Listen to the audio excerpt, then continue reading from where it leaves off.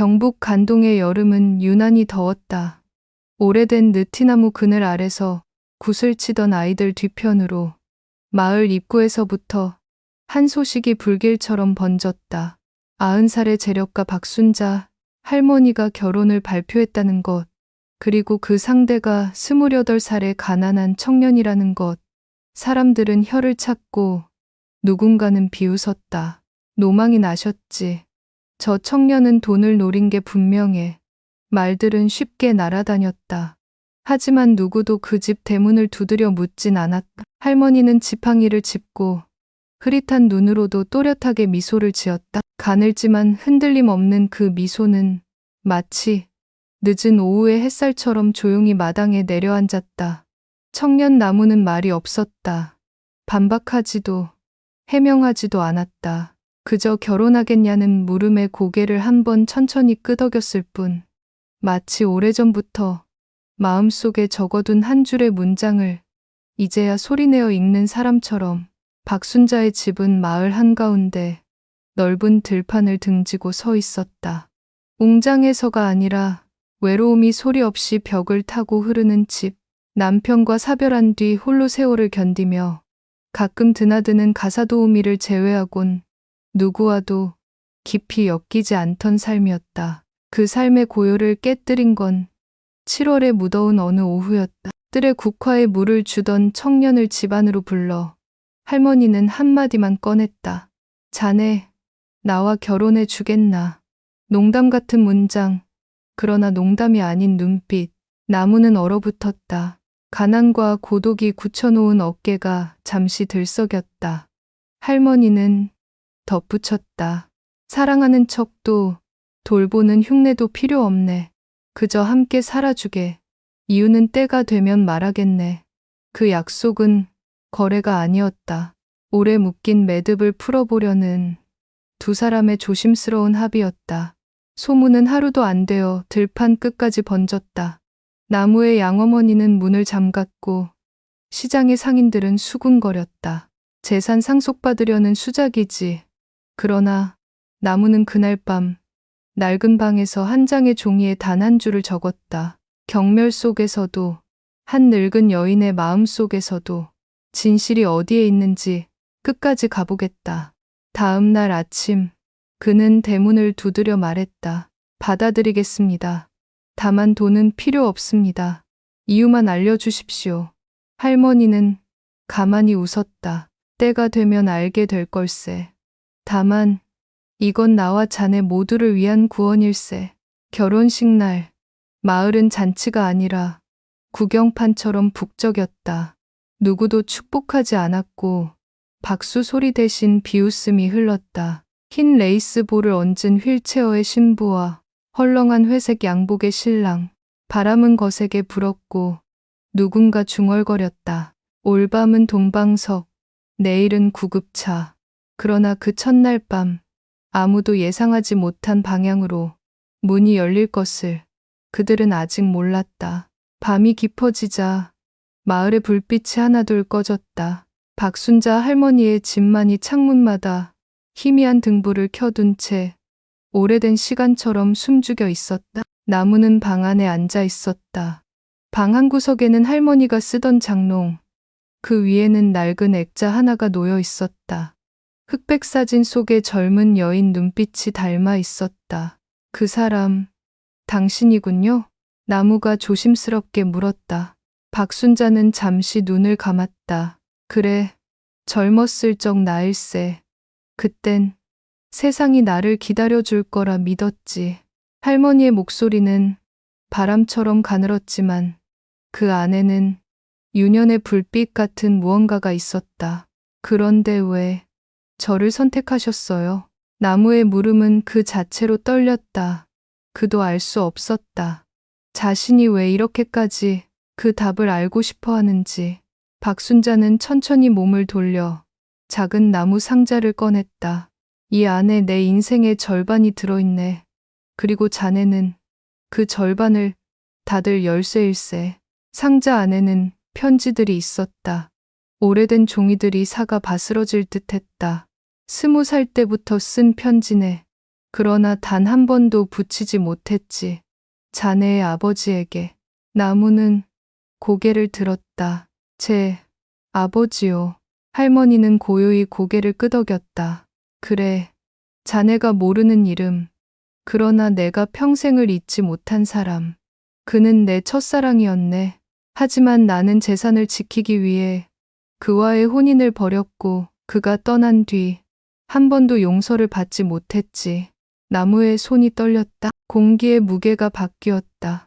벽에 걸린 시계의 초침 소리마저 마치 오래된 심장처럼 무겁게 울렸다.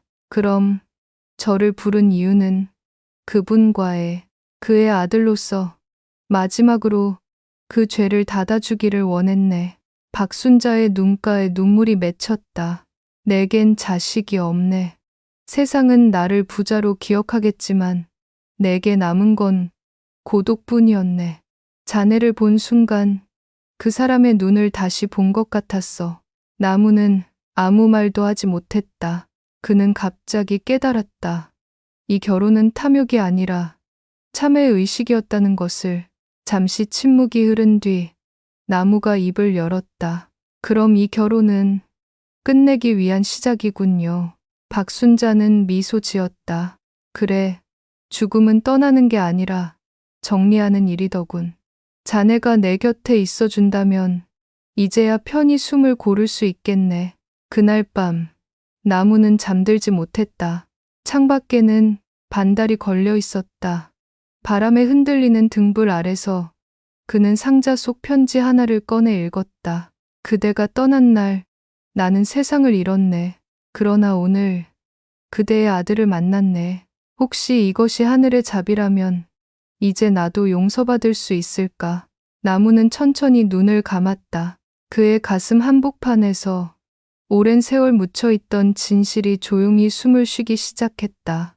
며칠 뒤 마을은 다시 여름의 열기에 잠겼다. 잔이 지칠 줄 모르게 울어대고 먼 길 끝에서 흙먼지가 피어올랐다. 그날 아침 박순자 할머니는 평소보다 일찍 일어났다. 창문을 열자 들판에 바람이 스며들었다. 오늘은 좋은 날이네. 그녀는 작은 거울 앞에서 천천히 머리칼을 빗었다. 흰머리 사이로 옅은 미소가 스쳤다. 나무는 부엌에서 죽을 끓이고 있었다. 할머니는 식탁에 앉아 그를 바라봤다. 자네는 손끝이 참 따뜻하네. 그 사람도 그랬지. 그 말에 나무는 잠시 손을 멈추었다. 이제 그는 놀라지 않았다. 할머니의 말 한마디, 한숨 한 줄기마다 지난 세월의 그림자가 깃들어 있다는 걸 알고 있었다. 식사를 마친 뒤 할머니는 그를 마루로 불렀다. 자네에게 줄 게 있네. 그녀는 서랍에서 두툼한 봉투 하나를 꺼내 그의 손에 쥐어주었다. 이건 유산일세. 하지만 돈이나 땅은 아니야. 나무가 봉투를 열자 안에는 열쇠 한 개와 짧은 편지 한 장이 있었다. 창고 뒤 오래된 우물 아래 그곳에 내가 숨긴 마지막 진심이 있다. 그리고 나무야, 미안하구나. 그 순간 마당 어딘가에서 새가 날아올랐다. 나무가 고개를 들었을 때 할머니는 이미 눈을 감고 있었다. 그 얼굴엔 두려움도 고통도 없었다. 그저 오랜 기다림이 끝난 사람의 표정만이 남아 있었다. 밤이 되자 나무는 손전등 하나를 들고 창고 뒤로 향했다. 잡초가 무성한 그곳엔 정말 오래된 우물이 있었다. 돌로 덮인 입구를 열자 썩은 나무 냄새와 함께 한 개의 금속 상자가 드러났다. 그는 숨을 죽이고 상자를 열었다. 안에는 낡은 일기장, 그리고 오래된 붉은 봉투 하나가 들어있었다. 일기장엔 박순자의 손글씨로 이런 문장이 적혀 있었다. 사람들은 나를 탐욕스러운 노인이라 부르겠지. 하지만 나무야, 나는 단 한 번이라도 진심으로 사랑했단다. 그 사랑의 끝이 자네였어. 내 재산은 이미 다 팔아 그 사람의 이름으로 된 장학재단에 두었네. 자네가 원한다면 그 일을 이어가 주게. 내가 세상에 남기고 싶은 건 돈이 아니라 용서란다. 나무는 하늘을 올려다봤다. 별이 뜨지 않은 밤. 그러나 어딘가에서 희미한 빛이 흘렀다. 그는 그 빛을 따라 조용히 눈을 감았다. 이제 이해했어요, 할머니. 사랑은 나이를 묻지 않는다는 걸. 그리고 진심은 결국 돌아온다는 걸. 며칠 후, 마을 사람들은 이상한 소문을 들었다. 그 젊은 청년이 모든 재산을 팔아 박순자 장학재단을 세웠다고. 그는 다시 아무 말도 하지 않았다. 다만 매년 여름, 그 느티나무 아래서 조용히 구슬을 굴리며 미소 지었다. 그리고 사람들은 뒤늦게 깨달았다. 그 결혼은 거래가 아니라 한 사람의 구원이었다는 것을. 열해가 흘렀다. 경북 간동의 들판은 여전히 여름마다 푸르렀다. 마을 아이들은 더 이상 구슬치기를 하지 않았다. 대신 스마트폰을 들고 뛰어다녔다. 하지만 느티나무 아래 여전히 한 남자가 있었다. 이제는 38배 청년이 아니라 조용한 어른이 된 나무였다.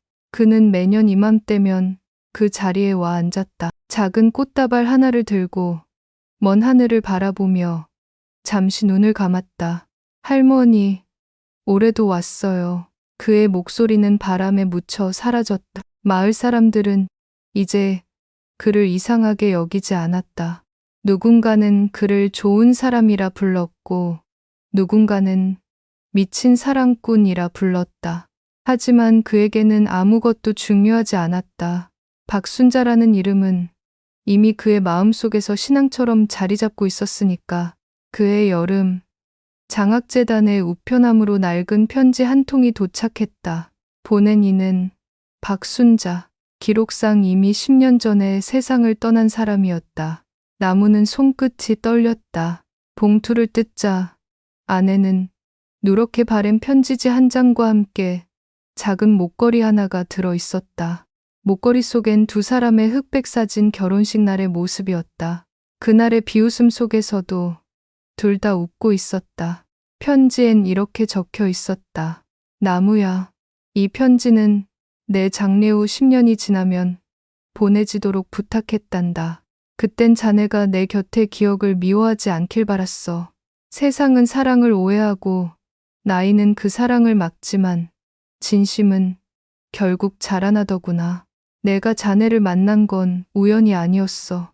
그 사람의 아들이어서가 아니라 나처럼 외로웠기 때문이야. 고마웠네. 자네 덕분에 나는 마지막 날까지 사람을 사랑하는 법을 배웠단다.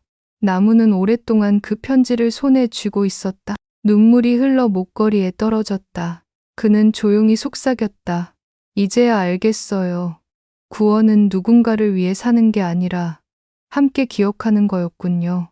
그날 밤, 느티나무 아래 작은 등불이 켜졌다. 바람이 스쳐 지나가며 누군가의 이름을 부르는 듯했다. 순자 할머니. 나무가 중얼거렸다.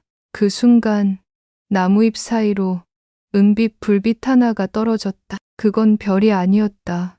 오래된 마음 하나가 세상으로 돌아온 흔적이었다. 그리고 그 여름, 마을 사람들은 다시 소문을 들었다. 그 청년, 이번엔 혼자가 아니래. 고아원 아이 하나를 데려다 키운대. 누군가는 웃었다. 참, 닮았지. 그 노인네처럼. 좋아요.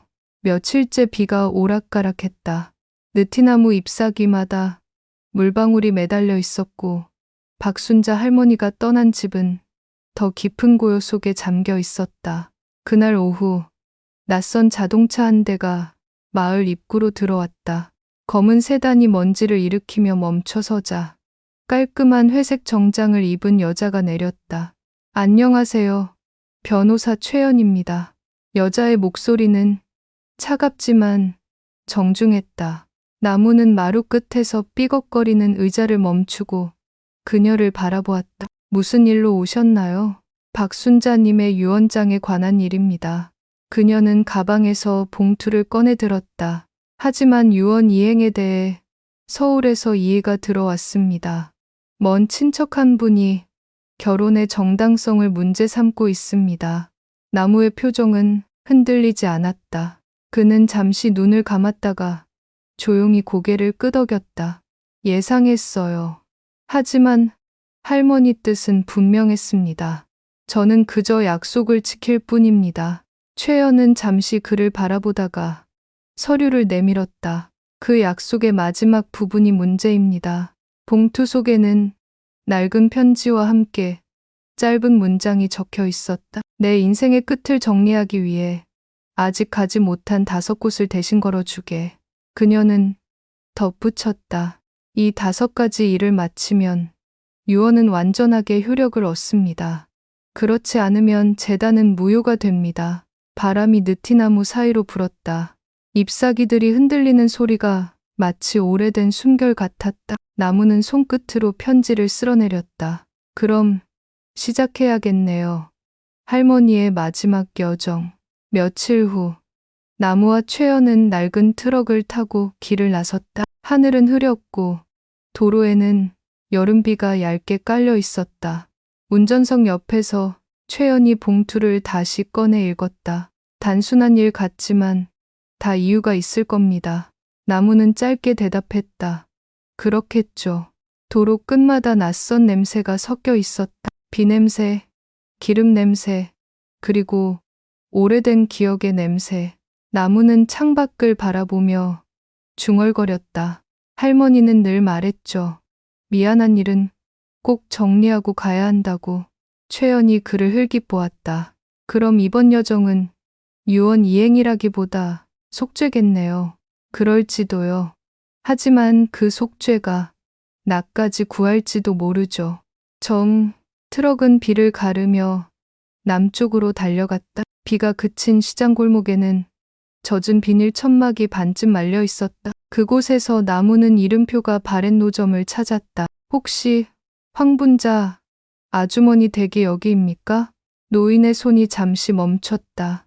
박순자 이름을 기억하는구나? 나무는 조심스레 은비녀를 꺼내 건넸다. 이걸 전해달라 하셨습니다.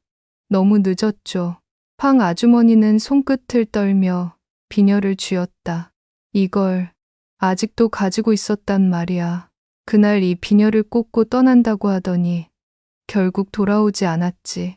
그녀는 비녀를 머리에 꽂았다. 그리고 나무의 손을 꼭 잡았다. 늦었지만 고맙네.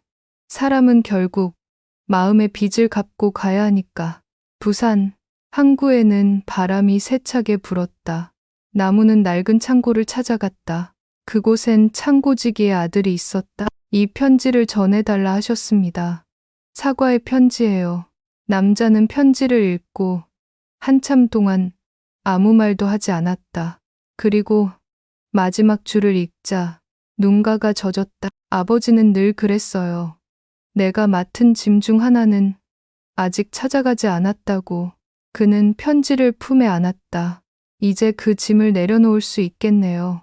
두 사람은 바다를 향해 고개를 숙였다. 멀리 낙조가 바다 위로 번졌다.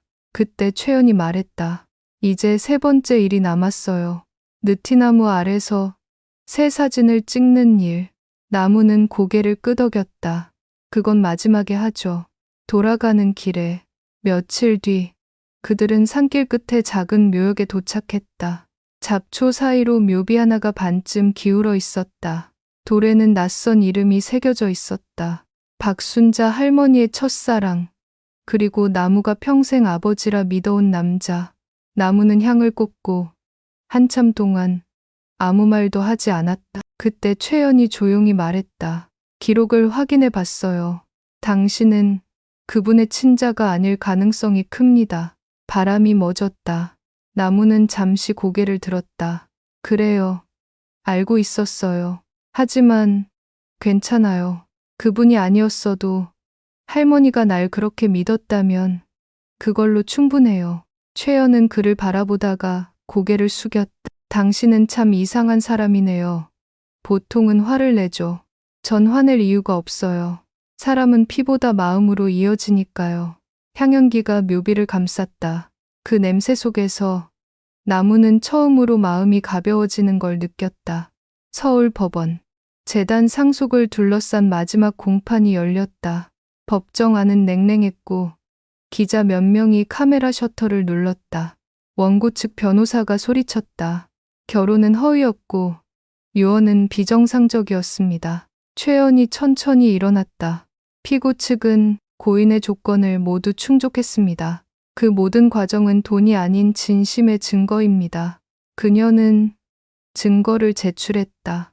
대구의 영수증, 부산의 감사 편지, 학교의 사진, 묘소의 방문 기록, 그리고 마지막으로 공증된 박순자의 친필 서신. 나는 한 사람을 선택해 나 자신을 용서하고 싶었다. 그 사람은 내 마지막 여름이었다. 법정은 조용해졌다. 판사가 망치를 내리쳤다. 유언은 유효합니다. 재단은 박순자 장학재단으로 확정합니다. 기자들이 웅성거렸고 나무는 깊게 숨을 들이마셨다. 창문 너머로 여름비가 내리고 있었다. 1년 뒤 마을은 다시 여름의 한가운데 있었다. 느티나무 아래 작은 행사장이 꾸며졌다. 박순자 장학재단 제1회 수여식. 아이들이 줄지어 앉았고 마을 사람들도 모였다. 무대 위에서 한 소녀가 발표문을 읽었다. 저는 간호사가 되고 싶어요. 외로운 노인들이 혼자 죽지 않게 하고 싶어요. 모두 박수를 쳤다. 나무는 무대 뒤에서 조용히 웃었다. 그의 곁에는 작고 씩씩한 한 아이가 있었다. 그는 손을 잡고 말했다. 하리나, 오늘 할머니도 보고 있을 거야.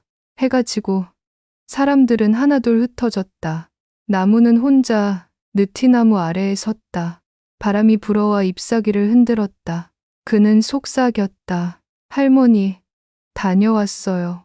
당신의 길을 모두 걸었고 이제 제 길을 걷겠습니다. 잎사귀 사이로 별빛이 스며들었다. 그건 마치 오래된 미소 같았다. 그날 밤 그는 일기장에 마지막 문장을 적었다. 박순자, 당신의 여름이 나에게로 왔습니다. 그리고 이제 내 여름은 누군가에게로 가겠지요. 창밖에서 아이의 웃음소리가 들렸다. 느티나무가 천천히 흔들렸다. 그 흔들림 속에서 한 세대의 사랑이 또다시 시작되고 있었다.